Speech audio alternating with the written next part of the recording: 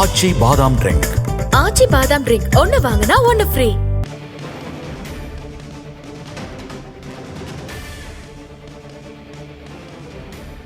முக்கிய செய்தி: செந்தில் பாலாஜி அமைச்சராக தொடரும் விவகாரத்தில் முறையாக விளக்கம் அளிக்கவில்லை என்று உச்சநீதிமன்றம் கண்டனம் தெரிவித்துள்ளது.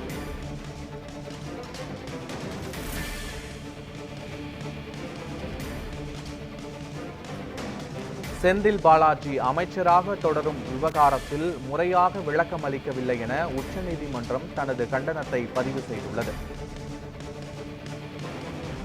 மேலும் அமைச்சர் செந்தில் பாலாஜி தரப்பில் கோரிய கால அவகாசத்தை வழங்க உச்சநீதிமன்றம் மறுப்பு தெரிவித்துள்ளது. காலம் தாழ்த்தவில்லை, 2 நாள் அவகாசம் வழங்கினால் விரிவான பிரமாண பத்திரம் தாக்கல் செய்யப்படும் என்று செந்தில் பாலாஜி தரப்பில் தெரிவிக்கப்பட்டுள்ளது.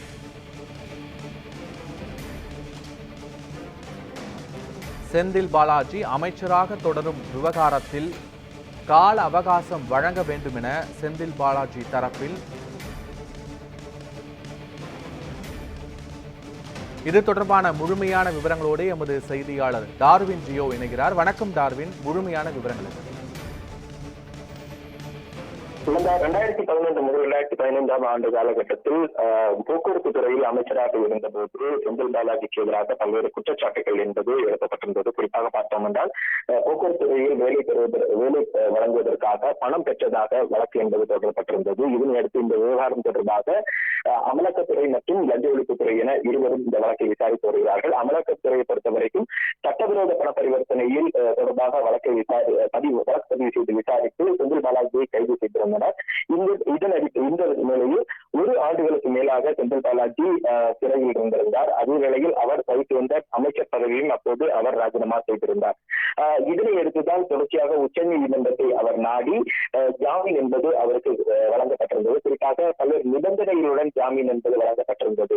அந்த ஜாமீனின் அடிப்படையில் தான் அவர் மீண்டும் சிறையிலிருந்து வெளியே வந்தவுடனாக அமைச்சர் பதவியை அவர் உடனடியாக ஏற்றுக்கொண்டார். இது ஒரு சர்ச்சையை ஏற்படுத்தியிருந்தது. குறிப்பாக அமைச்சராக பதவி ஏற்க மாட்டோம் என்று அவர் ஏற்கனவே நீதிமன்றத்தில் வாதத்தின் போது தெரிவித்திருந்த நிலையில் தற்போது அவர் மீண்டும் அமைச்சராக பதவியேற்றிருக்கிறார். இது இந்த வழக்கினுடைய போக்கையை மாற்றும்.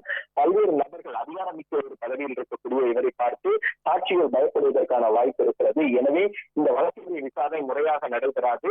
எனவே செந்தில் பாலாஜிக்கு வழங்கப்பட்ட ஜாமீனை உடனடியாக ரத்து செய்ய வேண்டும் என கோரி வித்யாகுமார் என்பவர் உச்சநீதிமன்றத்தில் ஒரு மனுவை தாக்கல் செய்திருந்தார். அதே வேளையில் அமலாக்கத்துறையில் செந்தில் பாலாஜிக்கு வழங்கப்பட்ட ஜாமீனை ரத்து செய்ய வேண்டும்.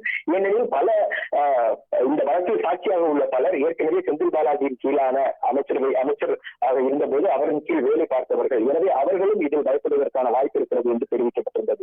இந்நிலையில் தான் உச்சநீதிமன்றத்தினுடைய நீதிபதிகள் அபய போர்ஜா தலைமையிலான அமர்வானது செந்தில் பாலாஜி இவ்வாறு அமைச்சராக பதவி ஏற்றுவது ஏற்புடையதல்ல, இது தொடர்பாக அவருடைய நிலைப்பாட்டை கேட்டு தெரியுங்கள், அவர் அமைச்சராக தொடர விரும்புகிறாரா என்பதை கேட்டு தெரியுங்கள் என்று தெரிவிக்கப்பட்டிருந்தது. குறிப்பாக இதற்கு நோட்டீஸ் என்பது பிறப்பிக்கப்படவில்லை. அதுவும் செந்தில் பாலாஜி தரப்பு வழக்கறிஞர் கேட்டிருந்த அடிப்படையில் தான் நோட்டீஸ் பிறப்பிக்கப்படவில்லை. ஆனால் இந்த வழக்கு மீண்டும் விசாரணைக்கு வந்தபோது செந்தில் பாலாஜி தரப்பில் எந்த ஒரு நிலைப்பாட்டை எடுப்பதற்கான விளக்கத்தை அவர்கள் அளிக்கவில்லை. மாறாக ஏற்கனவே உச்சநீதிமன்றத்தின் உத்தரவில் அமைச்சராக பதவியேற்கக்கூடாது என்று எந்த ஒரு கண்டிஷனும் இல்லை என்பதை அவர்கள் தெரிவித்துள்ளார்கள். அப்போது நீதிபதிகள் சற்று கோபம் அளித்தவுடன் நாங்கள் தெளிவாக தெரிவித்திருக்கிறோம், எந்த ஒரு அட்வான்டேஜ் என்பதை எடுத்துக் கொள்ளக்கூடாது என்பதுதான், அதில் அனைத்தும் அடங்கும் என்பதுதான் அதன் பொருள். எனவே இந்த விவகாரத்தை பொறுத்தவரைக்கும் உங்களுடைய நிலைப்பாடு, உங்களுடைய போக்கு என்பது சரியாக இல்லை என்ற ஒரு கண்டனத்தை பதிவு செய்திருந்தார்கள்.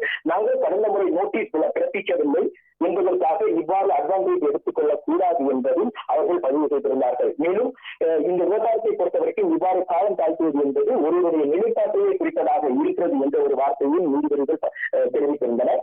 இதனையடுத்து செந்தில் பாலாஜி தரப்பில் ஆஜராகியிருந்த மூத்த வழக்கறிஞரான முகுல் ரத்தோகி தனக்கு 2 நாள் அவகாசம் வழங்கப்பட்டால் விரிவான புத்தகத்தை தாக்கல் செய்வதாக அவர் தெரிவித்திருந்தார். ஆனால் நீதிபதிகள் தொடர்ச்சியாக கடும் கோபமாக சில கேள்விகளை எழுப்பிய பின்பாக செந்தில் பாலாஜி தரப்பு கோரிக்கையை ஏற்றுவதோடு 10 நாட்களுக்குள்ளாக விரிவான ஒரு விளக்கத்தை அவர்கள் அளிக்க வேண்டும் என்று ஒரு உத்தரவிட்டிருக்கிறார்கள். அதே வேளையில் இதற்கு மேலாக எந்த ஒரு கால அவகாசமும் வழங்கப்படாது என்பதையும் நீதிபதிகள் திட்டவட்டமாக தெரிவித்து வழக்கை ஒத்திவைத்திருக்கிறார்கள்.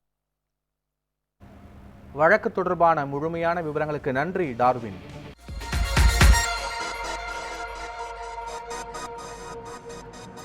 வணக்கம்.